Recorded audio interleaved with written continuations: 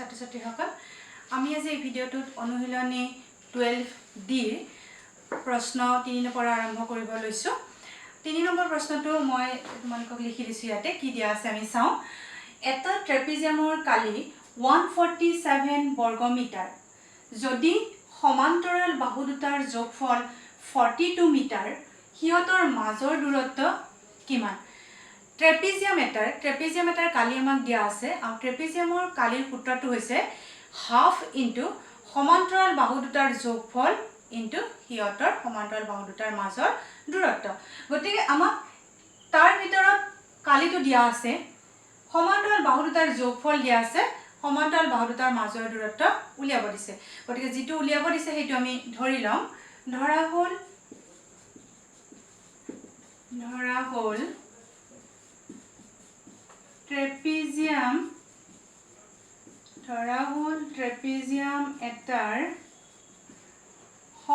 হল trapezium এটাৰ সমান্তৰাল বাহু দুটাৰ মাজৰ দূৰত্ব সমান h মিটাৰ যেহেতু এককবোৰ মিটাৰ দিয়া আছে গতিকে মই মিটাৰ ধৰি লৈছো h মিটাৰ এতেকে ট্ৰেপিজিয়ামটোৰ কালি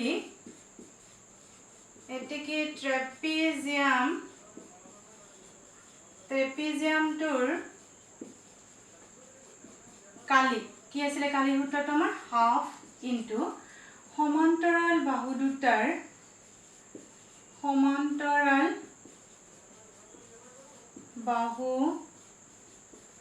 দুটাৰ যোগফল ইনটু সমান্তৰাল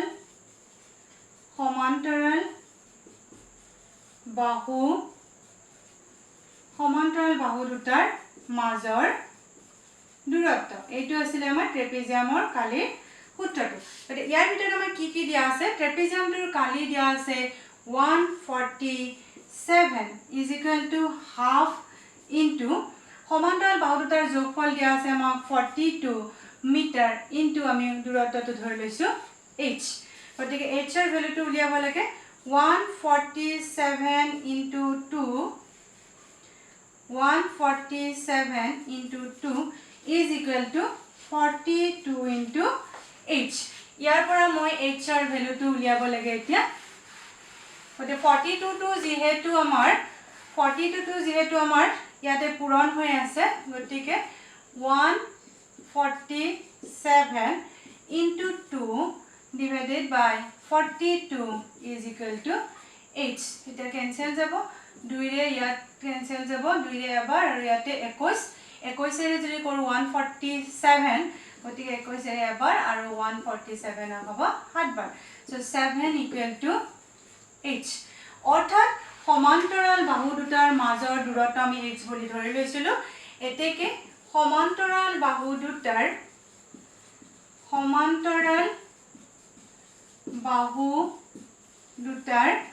মাজৰ দূৰত্ব সমান 7 মিটাৰ আমাৰ h ৰ মানটো 7 ওলাইছে আৰু একক নম্বৰ মিটাৰত আছে h মিটাৰ ধৰি লৈছো সমান্তৰাল বাহু দুটাৰ মাজৰ দূৰত্ব 7 মিটাৰ এইবাৰ আমি ইয়াৰ পিছৰ প্ৰশ্নটোলৈ আহিছো আমি ইয়াৰ পিছত কোৱেশ্চন নম্বৰ 5 টো কৰিম আমি মই প্ৰশ্নটো তোমালোকক লিখি দিম এইটো আমি কালিৰ যেটো সূত্ৰ আছিল কালিৰ সূত্ৰটো আমাক দিয়া আছিল কালিটো দিয়া আছিল সমান্তৰাল বাহু দুটাৰ যোগফল দিয়া আছিল মাজৰ দূৰত্ব উলিয়াব দিছে গতিকে মাজৰ দূৰত্বটো আমি ধৰি লৈছো ধৰি লৈ সেইমতে আমি সূত্ৰত অংকটো বহুৱাই দিছো এইবাৰ মই 5 নম্বৰ প্ৰশ্নটো কি দিয়া আছে চাই লওঁ কিতাপত আমি 5 নম্বৰ প্ৰশ্নটো কৰিম এইবাৰ এখন ট্ৰেপিজিয়াম আকাৰৰ হাবিৰ প্ৰশ্নটো লিখি দিছো এখন ট্ৰেপিজিয়াম আকাৰৰ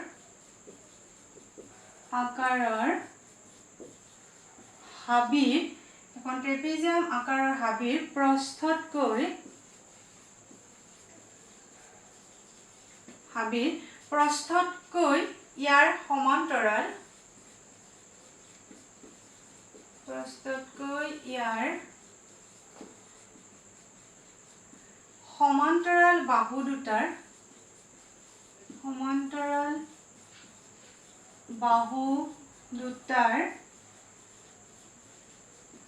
প্ৰস্থতকৈ সমান্তৰাল বাহু দুটাৰ যোগফল 14 গুণ বেছি। এটা আমাক দিয়া আছে বেছি। হাবিখনৰ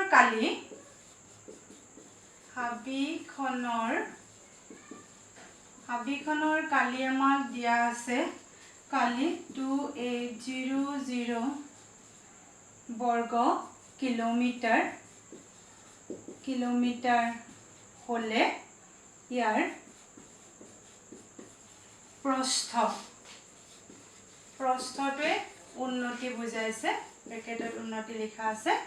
কিমান, এইটো প্ৰশ্ন আমাক দিয়া আছে। আমাক কোৱা আছে যিখন হাবিৰ কথা কোৱা আছে, হাবিখন ট্ৰেপিজিয়াম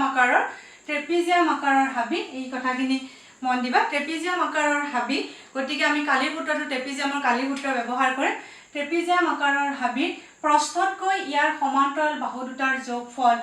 14 গুণ বেছি। গতিকে মই ট্ৰেপিজিয়াম আকাৰৰ হাবিখনৰ এইখন হাবি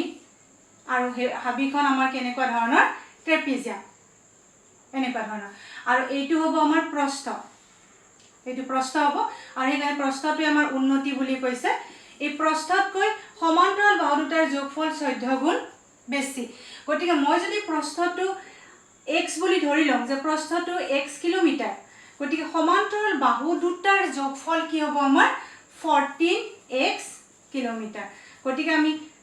উন্নতি পালোঁ, সমান্তৰাল বাহু দুটাৰ যোগফল পালোঁ। কালি দিয়াই আছে আমাৰ সূত্ৰটোত বহুৱাই দিলে xৰ মানটো ওলাই যাব, আৰু xৰ মানটো ওলালে আমি প্ৰস্থটো পাম। এতিয়া লিখি লওঁ আমি, ধৰা হ'ল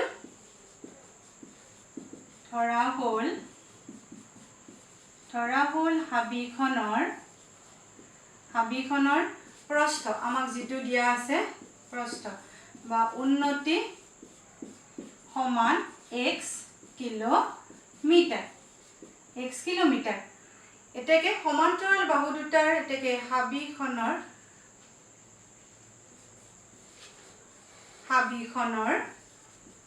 সমান্তৰাল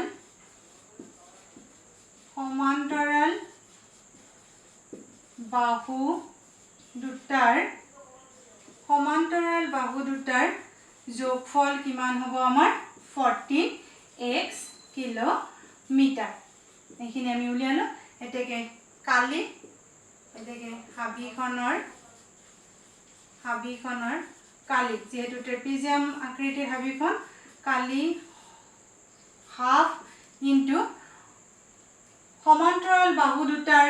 যোগফল 14x ইনটু উন্নতি x, এইটো হৈছে হাবিখনৰ কালি। হাবিখনৰ কালি সমান, যেহেতু আমি লিখিয়ে লৈছোঁ, সমান্তৰাল বাহু দুটাৰ যোগফল 14x ইনটু সমান্তৰাল বাহু দুটাৰ মাজৰ দূৰত্ব x, আমি বহুৱাই দিছোঁ হাবিখনৰ কালি। এতিয়া হাবিখনৰ কালিটো আমাক দিয়া আছে, কিমান দিয়া আছিলে হাবিখনৰ কালিটো 2800 বৰ্গ কিলোমিটাৰ। হাবিখনৰ কালি 2800 বৰ্গ kilometre is equal to half into সমান্তৰাল বাহু দুটাৰ মাজৰ দূৰত্ব 14x into x implies 28 into 2 equal to 14x square. Implies আমি xৰ মানটো উলিয়াব লাগে। গতিকে আমি 2800 into 2 divided by 14 is equal to x square পালোঁ। এইখিনি আমি কাটাকাটি কৰিলে 771,400 হ'ল। So' x square equal to আমি কিমান পাইছোঁ, x স্কুৱেৰ ইকুৱেল টু পাইছোঁ আমি 400। x square equal two 400। So' x equal to কিমান হ'ব আমাৰ, আমি পজিটিভ স্কুৱেৰ ৰুটটো ল'ম। চ' x equal to square root of 400, x equal to square root of 400 is equal two 20। অৰ্থাৎ হাবিখনৰ প্ৰস্থ কিমান হ'ল আমাৰ 20 কিলোমিটাৰ। কিলোমিটাৰ 20 কিলোমিটাৰ আমাক উলিয়াব দিছিলে প্ৰস্থটো গতিকে মই প্ৰস্থটো ধৰি লৈছো যেটো উলিয়াব দিয়ে সেইটো আমি ধৰি লওঁ আৰু প্ৰস্থটো ধৰিলে আমি সমান্তৰাল বাহু দুটাৰ যোগফল আমাক লাগিব আৰু সমান্তৰাল বাহু দুটাৰ যোগফল আৰু প্ৰস্থৰ মাজত আমাৰ সম্পৰ্ক দিয়া আছিল 14 গুণ বেছি গতিকে আমি 14 ৰে পূৰণ কৰিছো 14x সমান্তৰাল বাহু দুটাৰ যোগফল আৰু তাৰ পিছত আমি ট্ৰেপিজিয়ামৰ কালিৰ যেটো সূত্ৰ যেটো হাবিখন ট্ৰেপিজিয়াম আকৃতি সেই সূত্ৰটোত আমি বহুৱাই দিছো x ৰ ভ্যালুটো ওলাইছে আমাৰ 20 সো হাবিখনৰ প্ৰস্থ 20 কিলোমিটাৰ এইবাৰ মই আন এটা অংক লৈ যাম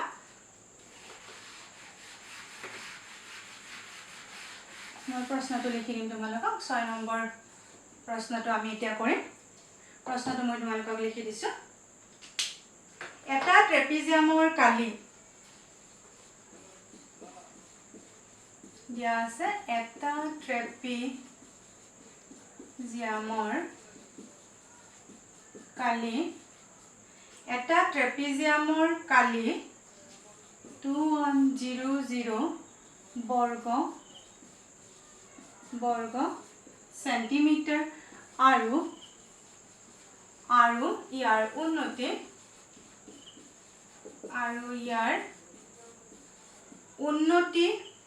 উন্নতি দিয়া আছে 21 সেন্টিমিটাৰ যদি সমান্তৰাল বাহু দুটাৰ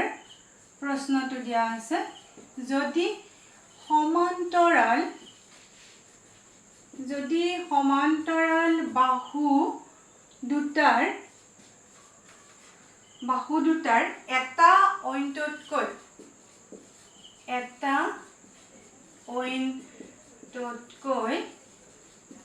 8 সেন্টিমিটাৰ বেছি দীঘল 8 সেন্টিমিটাৰ বেছি দীঘল তেন্তে সেই বাহু দুটাৰ দিশ উলিয়া প্ৰশ্নটো আমাৰ এইটো আমাৰ কথা প্ৰশ্ন হয় আৰু এই প্ৰশ্নটোত এবাৰ কি দিছে সমান্তৰাল বাহু দুটা উলিয়াব দিছে আগৰটোত আমাৰ প্ৰশ্ন উলিয়াব দিছিলে আৰু ট্ৰেপিজিয়ামৰ কালি আমাক দিয়া আছে ট্ৰেপিজিয়ামটোৰ কালি দিয়া আছে আৰু ইয়াৰ উন্নতি দিয়া আছে যদি সমান্তৰাল বাহু দুটাৰ এটা অন্ততকৈ 8 সেন্টিমিটাৰ বেছি দীঘল তেন্তে বাহু দুটাৰ দিশ আমাক উলিয়াব দিছে এতিয়া মই বাহু দুটাৰ দিশ ধৰিলাম ধৰা হল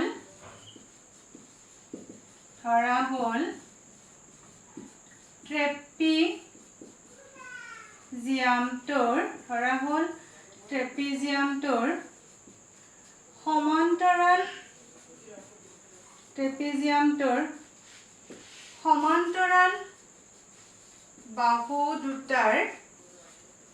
সমান্তৰাল বাহু দুটাৰ দিশ ক্ৰমে x সেন্টিমিটাৰ আৰু x plus 8 সেন্টিমিটাৰ আৰু আনটো আমাৰ 8 সেন্টিমিটাৰ বেছি দীঘল এটা যদি x হয় তেতিয়া হলে আনটো কি হ'ব এটা যদি x হয় আনটো হ'ব x plus 8 সেন্টিমিটাৰ এটাকে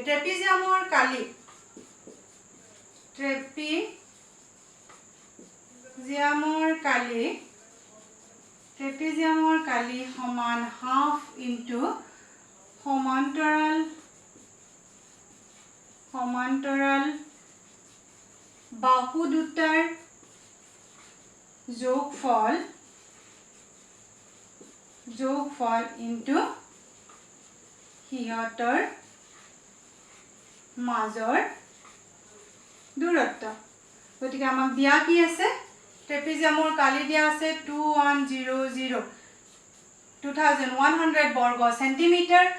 হাফ ইনটু সমান্তৰাল বাহু দুটাৰ যোগফল এটা x আনটো হৈছে x plus 8 ইনটু ইয়াতৰ মাজৰ দূৰত্ব দিয়া আছে 21 সেন্টিমিটাৰ এইখিনি আমি বহুৱাই দিলো আমি ধৰি লৈছিলো সমান্তৰাল বাহু দুটা এটা x আৰু আনটো x plus 8 আনটো বাহু 8 সেন্টিমিটাৰ বেছি দীঘল এতিয়া আমি এইখিনি ক্যালকুলেশনটো কৰিলে হৈ গ'ল আমাৰ 2100 is equal to half into twice x plus 8 into 21 x plus x twice x আমি যোগ কৰি দিছো দুটা x so 2100 into 2 is equal to 21 into ব্ৰেকেটৰ ভিতৰত 2x plus 8 আমি তো পুৰণ চিহ্ন দি দিছো 21 into 2x plus 8 এটা 21 টো আমি বাওফালে লৈ আহো আৰু বাওফালে আনিলে আমাৰ 21 টো হৰণ হ'ব 2100 into 2 divided by 21 2x plus 8 21 cancel যাব 100 হল 100 হলে তো আমাৰ 2 ৰে পূৰণ কৰিলে 200 minus 8 equal to 2x আমি সমীকৰণ সমাধান কৰি আছো এটা আমাৰ সমীকৰণ গঠন হৈছিল আৰু সমীকৰণ আমি সমাধান কেনেকৈ কৰো ইতিমধ্যে আমি আগৰ পাঠবোৰত পাই আহিছো গতিকে আমি হেইমতে সমীকৰণটো সমাধান কৰি আছো আমি x ৰ মান উলিয়াই আছো 200 ৰ পৰা 8 গলে আমাৰ কি থাকিব 192 is equal to 2x 192 divided by 2 equal to x so x ৰ মানটো কি থাকিলে আমাৰ